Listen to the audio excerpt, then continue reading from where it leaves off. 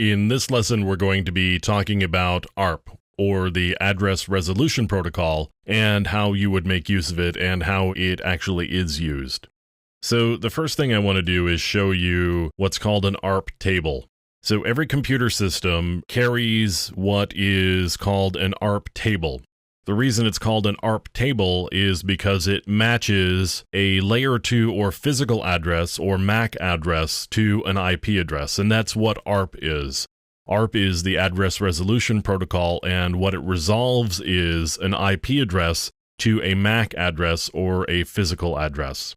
And the MAC or physical addresses are interchangeable because they mean the same thing. The reason it's called a physical address is because it is physically on a network interface, which is, of course, a physical device. So it's sometimes called a physical address, it's sometimes called a MAC address for media access control. So I might use MAC address, I might use physical address to make a particular point, but it means the same thing.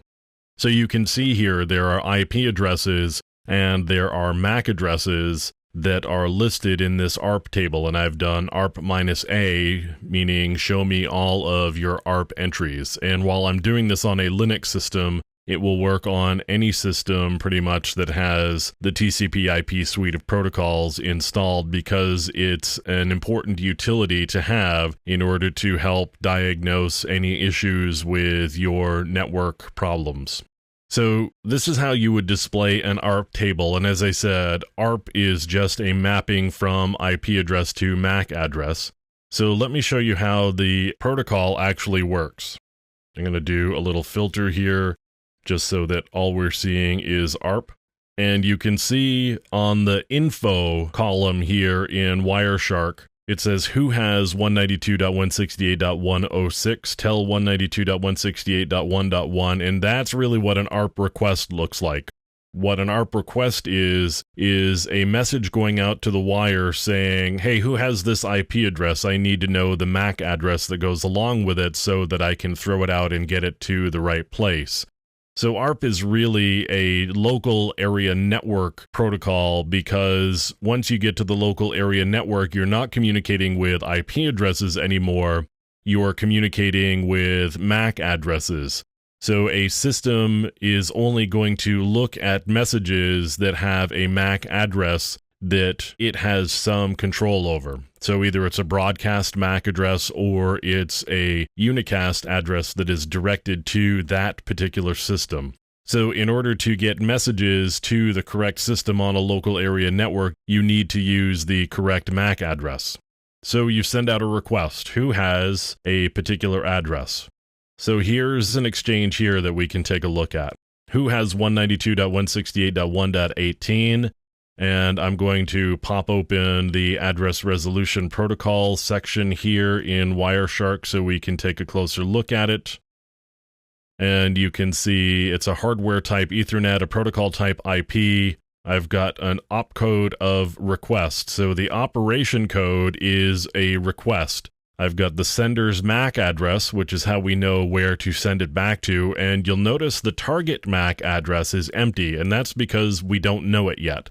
So when the system who actually has that IP address or is responding on its behalf sends a message back, and we can show this one here, you'll see the target MAC address is filled in with the original requester, and the sender MAC address is filled in with the correct MAC address of that particular IP address. So you'll see sender MAC address happens to be an Apple device. Wireshark does a good job of actually decoding the MAC addresses so that it's got the vendor ID. So a MAC address is actually broken into two sections. The first three hex numbers there, 34, 15, 9E, are for the vendor. So the first half of a MAC address belongs to the vendor. That's the vendor ID. The second half is the device ID for that particular vendor. So Wireshark, as I said, will actually map the vendor ID to the vendor name. So I've got Apple and I've got Netgear here. So you can see the request in this packet here and the response in this packet here. So that's actually how ARP works. You send out a request looking for a MAC address based on an IP address, and you get a response with the correct MAC address. Sometimes you may need to go from MAC address to IP address, and you would do that using the Reverse Address Resolution Protocol, or RARP. So let me show you something here where you would make use of ARP. So let's say you're sending a message that is an ARP response, but there was no request to go with it. If you were running the system that received that request, what would you do with it? Well, you might discard it, but one of the easiest things to do is just log the information. That way you don't have to ask for it later on. You've just got a record of it. So if you happen to see a message with what's called a gratuitous ARP, or an ARP response that hasn't been requested, if you see one of those going around, you may just consider keeping track of it so that you know later on and you don't have to ask. It saves time and it saves network bandwidth. Here's a utility here that actually takes advantage of that.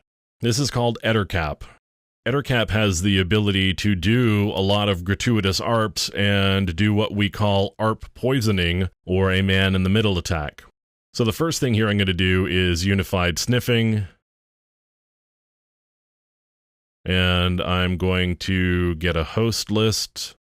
And I don't actually have any hosts that it's aware of yet, so I'm going to scan for hosts. And let me bring up the host list again.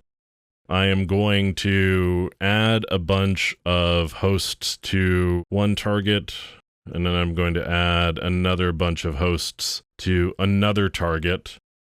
So you create two targets, and then you set up your ARP poisoning. And I want to do that. I want to sniff remote connections. And this is my man-in-the-middle attack. It's ARP poisoning. I'm going to send out a whole lot of ARP responses here. And you can see there's a whole chunk of is-at messages that are going by. So 25, 33, 25, these are all at the same MAC address. That's what's going on here. I've got a whole bunch of gratuitous ARP messages that are being sent out onto the network saying, hey, this IP address belongs at the MAC address that actually lives on my particular system. And so messages that would normally be directed to that IP address would then come to me. Now, there's a bit of a challenge there because you need for the system that you are on to be able to forward packets, because you've got to get the messages back out onto the wire with the correct MAC address. Otherwise, nobody gets their messages. And so you start to think that something is a little bit screwy because suddenly there's no communication. And that's a big flag indicating that something is wrong on the network, and somebody's going to go start looking for what's wrong on the network, and they're going to see that, hey, guess what? Somebody's doing a whole bunch of gratuitous ARPs. They're going to track the MAC address back, and they're going to find your system there. So I'm going to shut down the man-in-the-middle attack here. And you can see that in addition to ARP poisoning, EtterCap has the ability to do other types of attacks as well, including ICMP redirect, port stealing, and DHCP spoofing. So EtterCap is a pretty good utility for sitting in the middle of conversations and seeing what goes on. And this is why I'll mention from time to time that switches are not effective tools to prevent people from hearing conversations that don't belong to them or that they're not normally a part of.